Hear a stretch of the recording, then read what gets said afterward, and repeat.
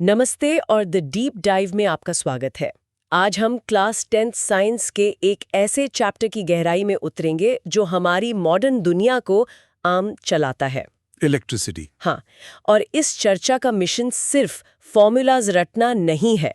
बिल्कुल। हम एक अकेले इलेक्ट्रॉन के सफर की कहानी को समझेंगे। सोच के देखिए, एक वायर में एक इलेक्ट्रॉन शांति से बैठा है, फिर एक धक्का लगता है जिसे हम कहते हैं वोल्टेज, और वो चल पड़ता है। और उसका सफर ही करंट है। पर रास्ता आसान नहीं है, उससे टक्कर मिलती है जिसे हम रेजिस्टेंस कहते हैं। बिल्कुल सही। आज हम उसी इलेक्ट्रॉन के सफर को डिकोड करेंगे, और इसके लिए हमारे पास एनसीईआरटी सिलेबस पर आधारित 2 डिटेल्ड वीडियो लेक्चर्स के नोट्स हैं। हमारा मकसद हर कॉन्सेप्ट को इस तरह जोड़ना है कि आप सिर्फ एग्जाम के लिए नहीं बल्कि हमेशा के लिए समझ जाएं। राइट। कि आपके हाथ में रखा फोन चार्ज कैसे होता है। एग्जैक्टली। तो चलिए शुरू करते हैं उस इलेक्ट्रॉन से जो अभी रुका हुआ है। उसके पास ऐसी क्या खास बात है?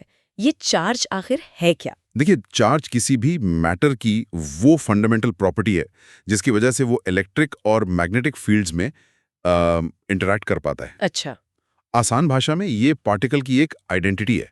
जैसे मास ग्रेविटी के फील्ड में रिएक्ट करता है, वैसे ही चार्ज इलेक्ट्रिक फील्ड में रिएक्ट करता है, पॉजिटिव या नेगेटिव। और इसकी एसआई यूनिट कूलम है, सी। हाँ, और एक इलेक्ट्रॉन पर -1.6 इंटू 10⁻⁻19 सी का चार्ज होता है। ये नंबर इस पूरे चैप्टर का बिल्डिंग ब्लॉक है। इसे याद रखना बहुत जरूरी है। इन्हीं नोट्स में एक फॉर्मूला है, Q = Ne। ये कहता है क्वांटाइजेशन ऑफ चार्ज। ये थोड़ा टेक्निकल साउंड करता है। इसका आसान मतलब क्या है? इसका मतलब बहुत ही सुंदर है। ये कहता है कि चार्ज आपको किसी भी रैंडम वैल्यू में नहीं मिल सकता। अच्छा। वो हमेशा एक सबसे छोटी यूनिट यानी एक इलेक्ट्रॉन के चार्ज E के मल्टीपल में ही मिलेगा। आप 1.5 इलेक्ट्रॉन्स का चार्ज नहीं ले सकते। या तो 1 होगा, 2 होगा, ये 10 करोड़। हाँ बिल्कुल, वैसे जैसे आप सीढ़ी पर या तो पहले कदम पर होंगे या दूसरे पर। वो 1.5 कदम जैसी कोई चीज नहीं होती। सही है। तो चार्ज फिक्स पैकेट्स में आता है। हाँ, और ये आइडिया कि नेचर में चीजें ऐसे पैकेट्स या क्वांटा में आती हैं, आगे जाके पूरी क्वांटम मैकेनिक्स की नींव बना। Oh wow! तो ये छोटा सा फॉर्मूला Q = N असल में एक बहुत बड़े साइंटिफिक रेवोल्यूशन का ट्रेलर है। इस पर आमतौर पर न्यूमेरिकल आता है कि 1 कूलम चार्ज में कितने इलेक्ट्रॉन्स होते हैं। राइट। Q को बन रखिए, E की वैल्यू डालिए, और N यानी नंबर ऑफ इलेक्ट्रॉन्स के लिए सॉल्व कीजिए। आपको मिलेगा 6.25 इंटू 10⁻18 इलेक्ट्रॉन्स। एक बहुत बहुत बड़ा नंबर। ठीक है। तो हमारे पास अब करोड़ों इलेक्ट्रॉन्स हैं, पर वो अभी भी रुके हुए हैं। इन्हें चलाने के लिए क्या चाहिए? इन्हें फ्लो कैसे कराएं? और जैसे ही वो फ्लो करते हैं, हम उस फ्लो को एक नया नाम देते हैं, इलेक्ट्रिक करंट। फिजिक्स में जब भी हम रेट शब्द का इस्तेमाल करते हैं, इसका मतलब होता है पर यूनिट टाइम। तो rate of flow of charge का सीधा सा मतलब है कि 1 सेकंड में कितना चार्ज एक पॉइंट से गुजर रहा है। यानी I = QT, करंट I बराबर है charge Q divided by time T। तो इसकी यूनिट एम्पियर हुई। बिल्कुल। 1 एम्पियर का मतलब है कि हर सेकंड 1 कूलम चार्ज उस वायर से गुजर रहा है। एक और चीज जो यहाँ से निकल कर आती है, वो है Q = I × T। Q = ET। हाँ, इसे हम किट फॉर्मूला की तरह याद रख सकते हैं, जो न्यूमेरिकल्स में काफी काम आता है। यहाँ पे एक चीज मुझे हमेशा कंफ्यूज करती थी। हम कहते हैं कि करंट पॉजिटिव से नेगेटिव टर्मिनल की तरफ जाता है, लेकिन फ्लो तो इलेक्ट्रॉन्स करते हैं जो नेगेटिव होते हैं। हाँ, तो उन्हें तो नेगेटिव से पॉजिटिव की तरफ जाना चाहिए, ये उल्टा क्यों है? ये एक बहुत ही अच्छा सवाल है और इसका जवाब हिस्ट्री में है। जब बेंजामिन फ्रैंकलिन जैसे साइंटिस्ट ने इलेक्ट्रिसिटी पे काम शुरू किया, तब उन्हें इलेक्ट्रॉन के बारे में पता नहीं था। अच्छा। उन्होंने एक कन्वेंशन बना लिया कि कोई पॉजिटिव फ्लूइड है जो फ्लो करता है और उसकी डायरेक्शन पॉजिटिव से नेगेटिव मान ली। सदियों बाद जब जेजो थॉमसन ने इलेक्ट्रॉन डिस्कवर किया, तब पता चला कि असल में नेगेटिव चार्जेस चलते हैं। पर तब तक वो पॉजिटिव टू नेगेटिव वाली डायरेक्शन इतनी ज्यादा किताबों और रिसर्च में इस्तेमाल हो चुकी थी कि उसे बदलना आसान नहीं था। सही है। इसलिए आज भी हम कन्वेंशनल करंट की डायरेक्शन पॉजिटिव से नेगेटिव ही लेते हैं, भले ही इलेक्ट्रॉन करंट उसके आमने सामने यानी नेगेटिव से पॉजिटिव बहता हो। ओके, तो ये एक हिस्टोरिकल कन्वेंशन है जिसे हम बस फॉलो कर रहे हैं। अब आते हैं उस धक्के पर। ये चार्ज अपने आप तो फ्लो करेगा नहीं। वो क्या चीज है जो इसे फोर्स करती है?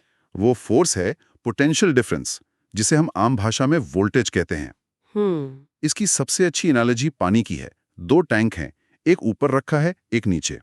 अगर आप उन्हें पाइप से जोड़ दें तो पानी हमेशा ऊपर वाले टैंक से नीचे वाले टैंक में आएगा। हाँ, हाइट डिफरेंस की वजह से। राइट, क्योंकि उनकी हाइट में डिफरेंस है, यानी ग्रेविटेशनल पोटेंशियल एनर्जी में डिफरेंस है। बिल्कुल वैसे ही एक बैटरी 2 पॉइंट्स क्रिएट करती है, एक हाई इलेक्ट्रिक पोटेंशियल पर, जो है पॉजिटिव टर्मिनल, और एक लो इलेक्ट्रिक पोटेंशियल पर, यानी नेगेटिव टर्मिनल। तो इस इलेक्ट्रिक स्लोप पर करंट हाई से लो की तरफ बहता है। हाँ, कन्वेंशनल करंट। राइट। तो इसकी डेफिनेशन क्या हुई? V is equal to W upon Q, यानी पोटेंशियल डिफरेंस V वो वर्क डन W है जो एक यूनिट चार्ज को एक पॉइंट से दूसरे पॉइंट तक ले जाने में लगता है। एग्जैक्टली। तो वोल्टेज एनर्जी नहीं बल्कि एनर्जी पर यूनिट चार्ज है। एग्जैक्टली, ये एक बहुत अहम फर्क है। वोल्टेज वो प्रेशर है जो हर एक कूलम चार्ज को मिलता है। इसकी SI यूनिट वोल्ट है। और 1 वोल्ट का मतलब हुआ कि 1 कूलम चार्ज को मूव करने के लिए 1 जूल एनर्जी खर्च हो रही है। बिल्कुल, और इसी से वर्क टन का एक बहुत जरूरी फॉर्मूला बनता है, W इक्वल्स VQ। ये आगे पावर और एनर्जी में यूज होगा। ठीक है, तो हमारे पास वोल्टेज का धक्का है और करंट का फ्लो है। इन दोनों के बीच क्या कोई रिश्ता है? इनके बीच का रिश्ता इस चैप्टर का सबसे इंपॉर्टेंट लॉ बताता है, ओम्स लॉ। जॉर्ज ओम ने डिस्कवर किया कि अगर किसी कंडक्टर की फिजिकल कंडीशंस, जैसे टेम्परेचर को कांस्टेंट रखा जाए, तो उसके अक्रॉस जो पोटेंशियल डिफरेंस V है, वो उसमें बहने वाले करंट I के डायरेक्टली प्रोपोर्शनल होता है। V प्रोपोर्शनल I मतलब ज्यादा धक्का ज्यादा फ्लो, सिंपल। हाँ, और जब हम प्रोपोर्शनैलिटी का साइन हटाते हैं तो एक कांस्टेंट आता है। यहाँ वो कांस्टेंट है R, यानी रेजिस्टेंस। और यहाँ इन तीनों का रिश्ता एक बहुत ही एलिगेंट इक्वेशन में बन जाता है, V is equal to IR। सही बात है। ये देखने में सिंपल है, पर इस चैप्टर की हर प्रॉब्लम लगभग यहीं से शुरू होती है या यहीं आकर खत्म होती है। बिल्कुल, V is equal to IR। और सोचने वाली बात यह है कि V is equal to IR सिर्फ एक फॉर्मूला नहीं, ये एक डिजाइन प्रिंसिपल है। आपके फोन का हर छोटा कंपोनेंट, हर प्रोसेसर इसी नियम के हिसाब से डिजाइन किया गया है। ग्राफिकली इसका क्या मतलब है? VI ग्राफ हमेशा एक स्ट्रेट लाइन क्यों होता है? क्योंकि V और I में डायरेक्ट प्रोपोर्शन का रिश्ता है। अगर आप V को Y एक्सिस पर और I को X एक्सिस पर प्लॉट करें तो ग्राफ एक स्ट्रेट लाइन आएगा जो ओरिजिन से पास होगा। और इस लाइन की स्लोप? हाँ, इस लाइन की स्लोप यानी change in Y, change in X VI के बराबर होगी। ओम्स लॉ से VI क्या होता है? रेजिस्टेंस। एग्जैक्टली। तो VI ग्राफ की स्लोप हमें सीधे सीधे रेजिस्टेंस R की वैल्यू देती है। जिस लाइन की स्लोप ज्यादा, उसका रेजिस्टेंस ज्यादा। पर मैंने सुना है कि बोर्ड एग्जाम्स में इस ग्राफ को उल्टा करके IV ग्राफ देकर एक ट्रैप सेट किया जाता है। वो कैसे काम करता है? हाँ, ये एक बहुत कॉमन ट्रिक है। अगर ग्राफ में Y एक्सिस पर करंट I और X एक्सिस पर वोल्टेज V दे दिया जाए तो सब कुछ उलट जाता है। अच्छा। अब स्लोप होगी IV। Ohm's law V is equal to IR के हिसाब से IV होता है 1R।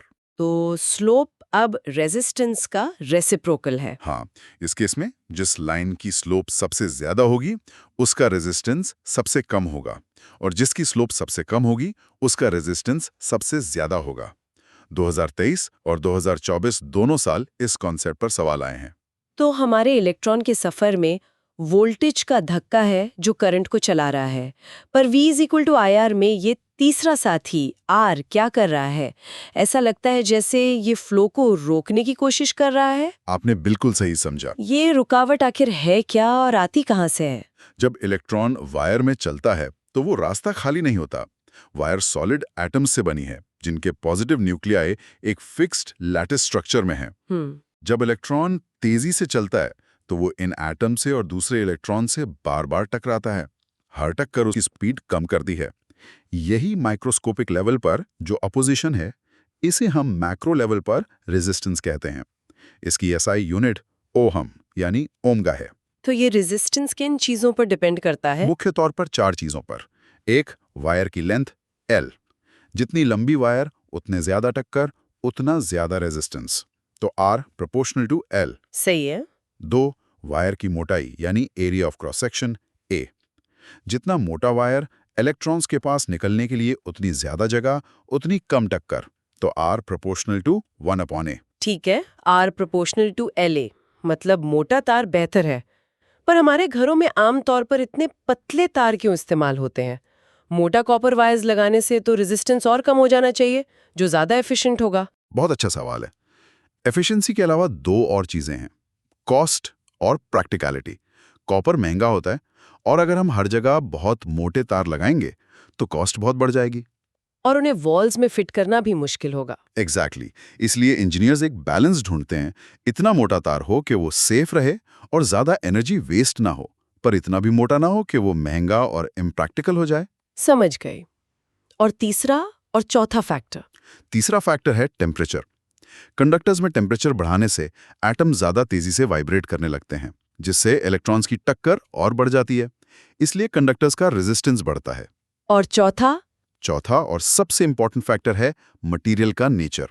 हर मटेरियल करंट को अलग अलग लेवल पर रोकता है। इस मटेरियल की इंट्रिंसिक प्रॉपर्टी को हम रेजिस्टिविटी कहते हैं, जिसका सिंबल है रो।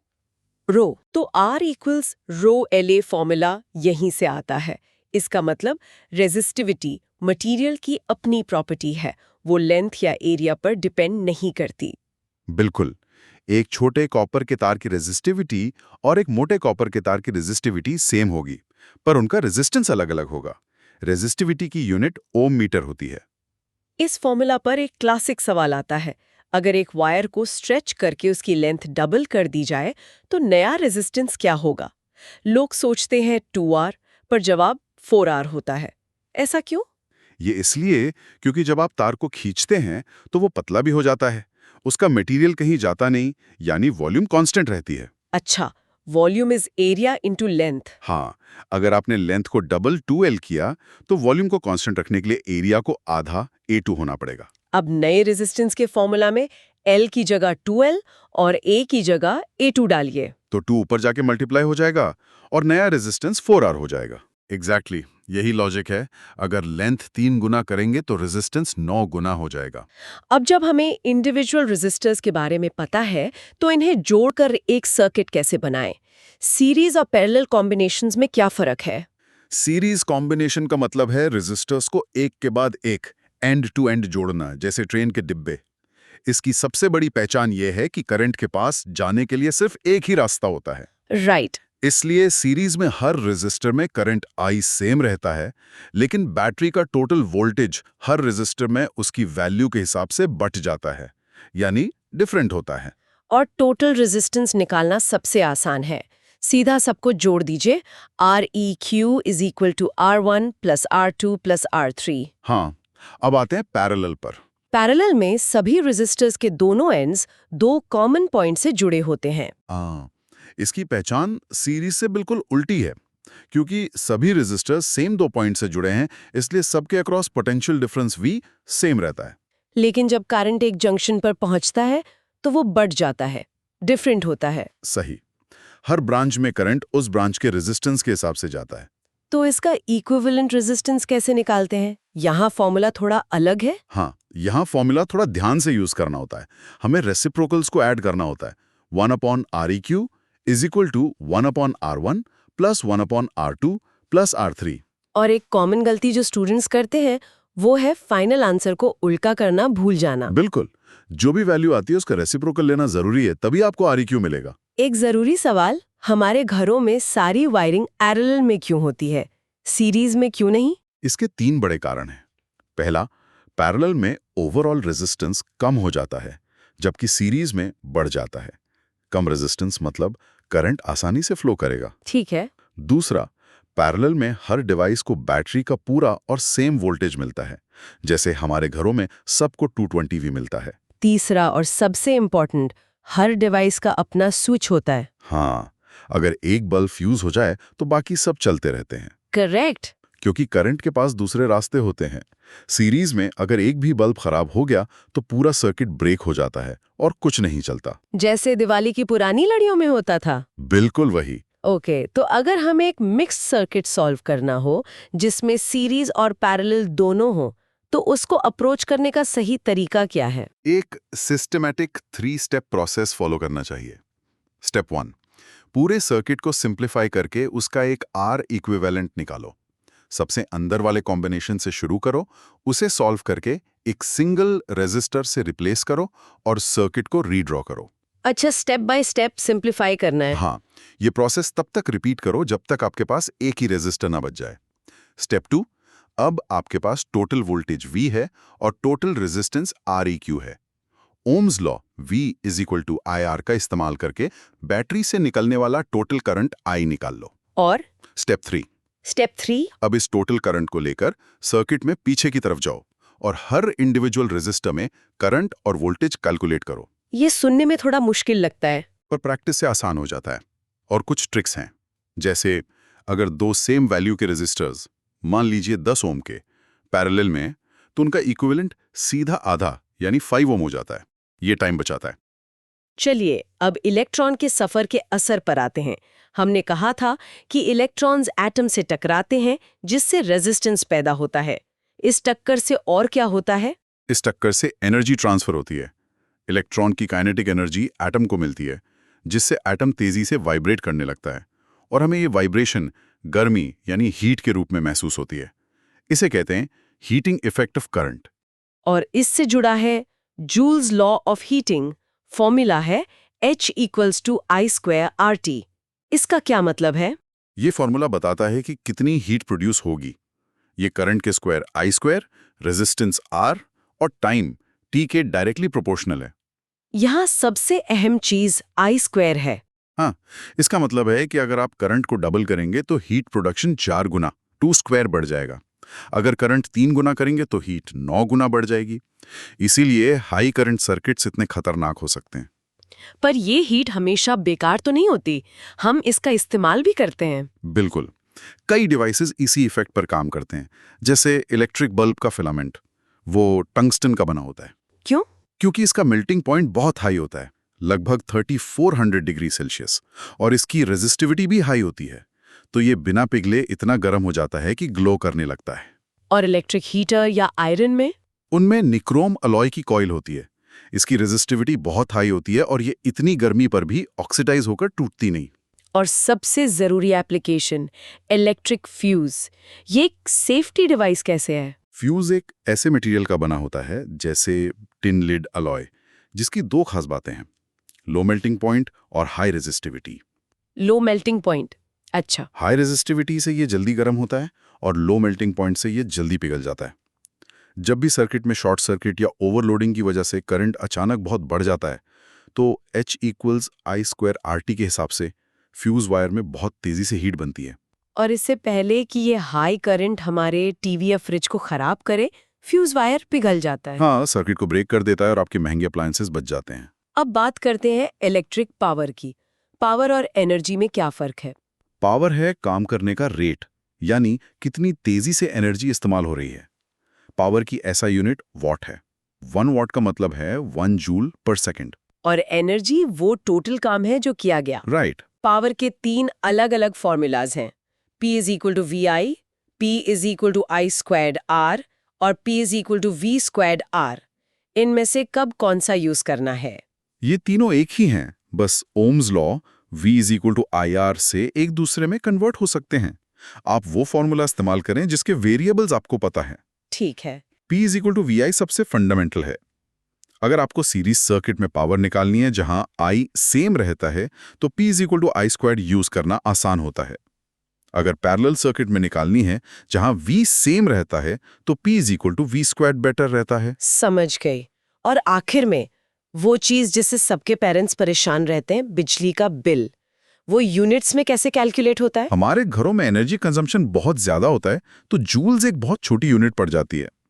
इसीलिए हम एक बड़ी कमर्शियल यूनिट यूज करते हैं, जिसे कहते हैं किलोवाट आवर, kWh। हाँ, और इसी को आम भाषा में एक यूनिट कहते हैं। तो 1 किलोवाट आवर या 1 यूनिट का मतलब क्या है? इसका मतलब है, अगर आप 1 किलोवाट यानी 1000 वॉट का कोई डिवाइस 1 घंटे तक चलाते हैं, तो जो एनर्जी कंज्यूम होगी वो 1 किलोवाट आवर होगी। एक एग्जाम्पल? जैसे अगर आपका गीजर 2000 वॉट यानी 2 किलोवाट का है और आप उसे आधे घंटे चलाते हैं, तो आपने 2 kilowatts multiplied by 0.5 H = 1 kilowatt hour, यानी 1 यूनिट बिजली खर्च कर दी। और 1 किलोवाट आवर और जूल्स में क्या रिलेशन है? ये कन्वर्जन जरूरी है। 1 किलोवाट आवर बराबर होता है 3.6 multiplied by 10⁶ joules. Bill calculate करना सिंपल है। पूरे महीने में आपने जितने भी डिवाइसेस चलाएं, उन सब की टोटल यूनिट्स किलोवाट आवर निकाल लीजिए। फिर उस टोटल यूनिट्स को आपके एरिया में एक यूनिट की जो भी कीमत है उससे मल्टीप्लाई कर दीजिए। बिल्कुल, आपका बिल आ जाएगा। तो आज हमने इलेक्ट्रॉन के सफर को शुरू से आखिर तक देखा। V is equal to IR, R is equal to rho L A, series parallel के नियम, P is equal to VI और H is equal to I² RT। ये सब उस सफर के अलग अलग पड़ाव हैं। हाँ, और ये नियम सिर्फ एग्जाम पास करने के लिए नहीं है। ये हमें समझाते हैं कि हमारे आसपास की दुनिया कैसे काम करती है। मोबाइल चार्जर के गर्म होने के पीछे H is equals to I² RT है, और आपके पूरे घर को एक साथ रोशन करने के पीछे पैरेलल कॉम्बिनेशन का हाथ है।